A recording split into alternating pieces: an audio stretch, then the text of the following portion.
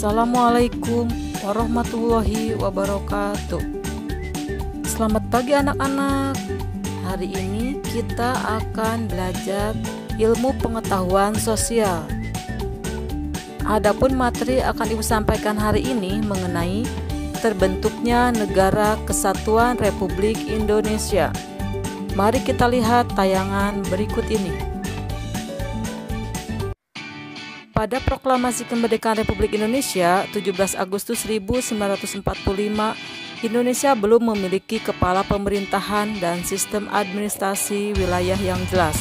Setelah proklamasi kemerdekaan, segera dibentuk kelengkapan pemerintahan dengan tujuan agar pembangunan dapat berlangsung dengan baik.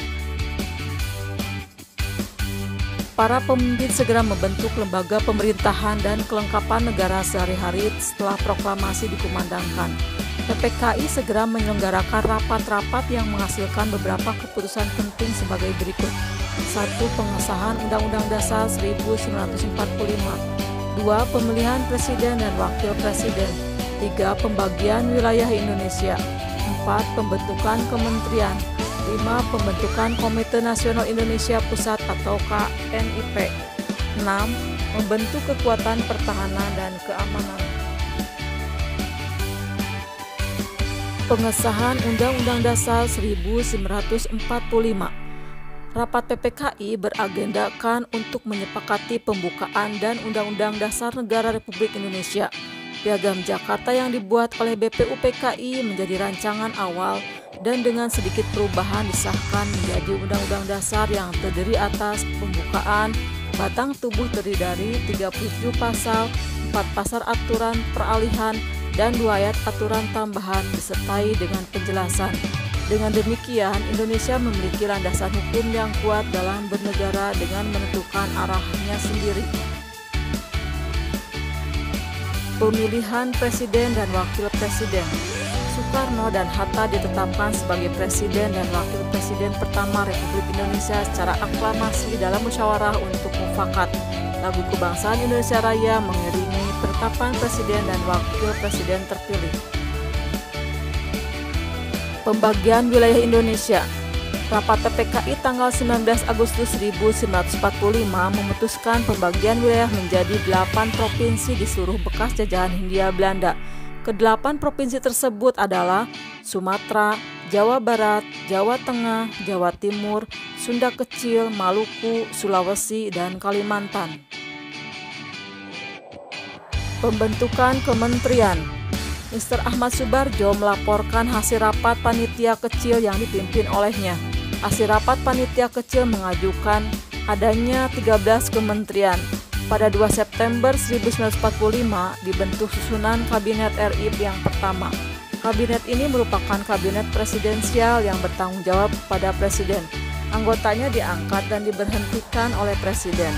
Tugasnya membantu Presiden dalam menjalankan roda pemerintahan sesuai amanat Undang-Undang Dasar 1945. Adapun susunan Kabinet Republik Indonesia yang pertama tersebut adalah sebagai berikut.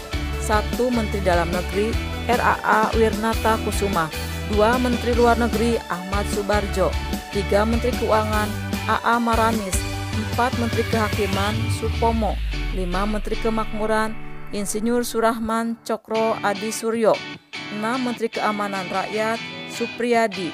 7. Menteri Kesehatan Dr. Buntaran Marto Atmojo. 8. Menteri Pengajaran Ki Hajar Dewantara. 9. Menteri Penerangan Amir Saripudin. 10. Menteri Sosial Iwa Kusuma Sumantri. 11. Menteri Pekerjaan Umum Abi Kusno Cokro Sujoso.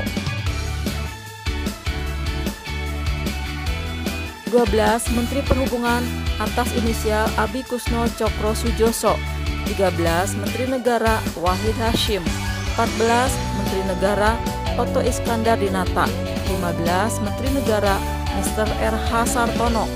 16. Menteri Negara M. Amir. Selain itu, diangkat pula 4 pejabat negara yang mengepalai beberapa lembaga negara, antara lain Kusuma Atmaja, Mahkamah Agung, Gatot Taruna Miharja, Jaksa Agung, A.G. Pringgodikdo, Sekretaris Negara, dan Soekarjo Wiryo Pranoto, juru bicara negara.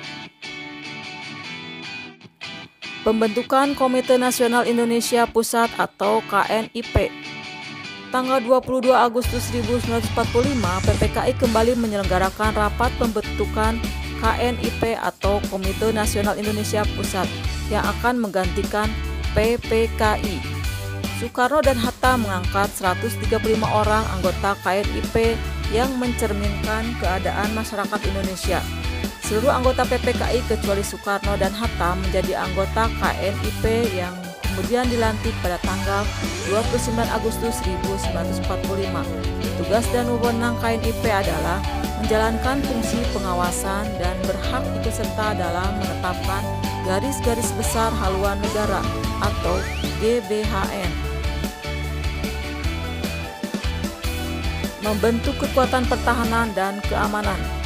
Pada tanggal 23 Agustus, Presiden Soekarno mengesahkan secara resmi Badan Keamanan Rakyat atau BKR sebagai kepolisian yang bertugas menjaga keamanan. Sebagian besar anggota BKR terdiri dari mantan anggota PETA, Kenil, dan Heiho. Pada tanggal 5 Oktober, berdirilah PKR atau Tentara Keamanan Rakyat. Supriyadi, tokoh perlawanan PETA terhadap Jepang di Blitar, terpilih sebagai pimpinan TKR. Atas dasar maklumat itu, Urip Sumiharjo segera membentuk markas besar TKR yang dipusatkan di Yogyakarta. Kalian sudah belajar mengenai materi terbentuknya Negara Kesatuan Republik Indonesia. Semoga bermanfaat. Kita bertemu kembali di materi berikutnya. Wassalamualaikum warahmatullahi wabarakatuh.